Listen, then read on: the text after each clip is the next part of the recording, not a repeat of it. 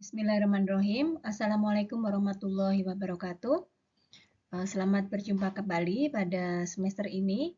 Semester ini kita akan mempelajari mata kuliah penyuluhan dan komunikasi peternakan, di mana saya akan mengajar pada semester ini bersama dosen yang lain. Urgensi dari mempelajari mata kuliah penyuluhan dan komunikasi peternakan adalah bagaimana cara kita berkomunikasi dengan para peternak dan juga masyarakat secara umum agar ilmu yang kita pelajari dalam bangku kuliah atau di bangku kuliah ini bisa bermanfaat dan bisa tersebar luas di masyarakat sehingga bukan menjadi menara gading yang hanya tersimpan di perguruan tinggi.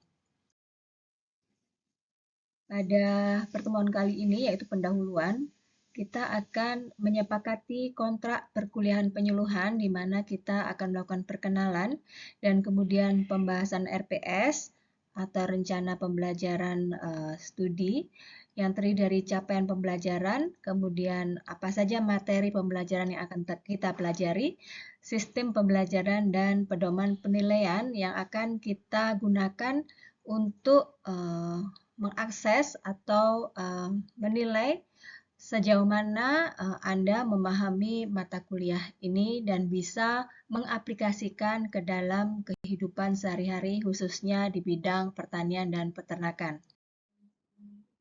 Secara khusus ada 7 poin capaian pembelajaran di mana nanti ketika Anda lulus dari mata kuliah ini, Anda wajib bisa memahami apa itu penyuluhan, definisi maupun bagaimana aplikasinya, lalu kemudian Anda bisa memahami apa konsep perilaku dari peternak, artinya kita bisa memahami bagaimana cara mereka merespon hal-hal yang kita berikan atau kita sampaikan kepada mereka. Kemudian yang ketiga adalah kita dituntut untuk bisa memahami konsep dan teori dari komunikasi sosial yang seperti kita ketahui bersama bahwa komunikasi adalah dasar dari semua subjek atau mata kuliah yang bersifat sosial atau berhubungan dengan masyarakat. Karena tanpa berkomunikasi dengan baik, tentu saja kita tidak bisa menyampaikan materi-materi pada mereka. Kemudian yang keempat adalah memahami konsep inovasi, adopsi, dan difusi. Nanti kita akan mempelajari tentang inovasi, yaitu hal-hal yang bersifat baru. Kemudian adopsi, bagaimana seseorang atau kelompok ataupun masyarakat bisa mengaplikasikan inovasi yang diberikan, dan difusi yaitu bagaimana penyebaran dari inovasi itu dari seseorang atau kelompok ke masyarakat yang lebih luas. Selanjutnya kita akan memahami konsep metode penyuluhan, yaitu bagaimana cara kita menyuluh.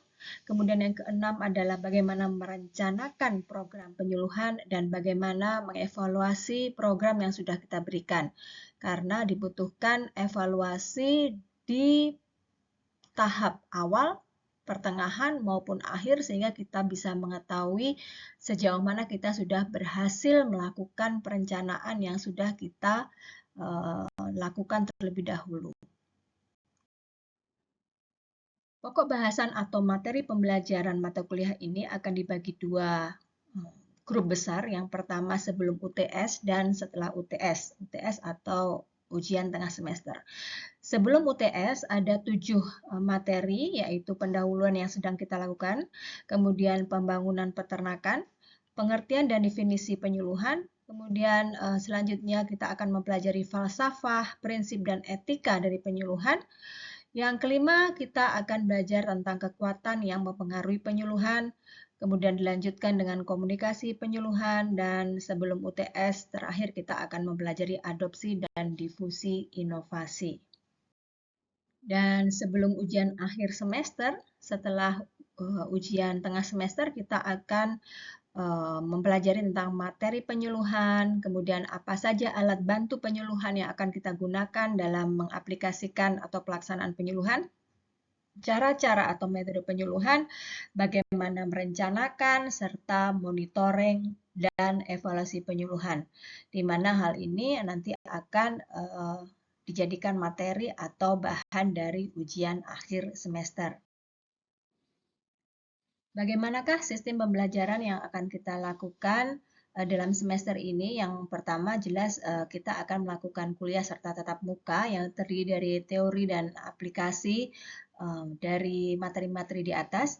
Kemudian kemungkinan kita akan melakukan kelas kolaboratif dan adanya kuliah tamu dari dosen asing. Kemudian kita juga kemungkinan akan membutuhkan banyak presentasi materi dari kalian secara individu maupun kelompok. Ada kuis, ada UTS, ada UAS, kemudian ada beberapa tugas. Dan untuk digarisbawahi, maka Anda harus mengetahui bahwa jika Anda tidak masuk lebih dari 3 kali tatap muka, maka Anda akan terkena presensi dan ada toleransi keterlambatan selama 15 menit kecuali ada hal-hal yang bersifat darurat atau urgent. Cara dosen mengevaluasi dan menilai setiap mahasiswa berdasarkan individu maupun kelompok terdiri dari 3 poin. Yang pertama adalah ujian tengah semester dengan bobot 20%, ujian akhir semester yaitu 20%, dan project base sebanyak 60%. 60% ini terdiri dari beberapa komponen. Yang pertama adalah tugas individu, kemudian kemungkinan ada juga kuis dan presentasi kelompok.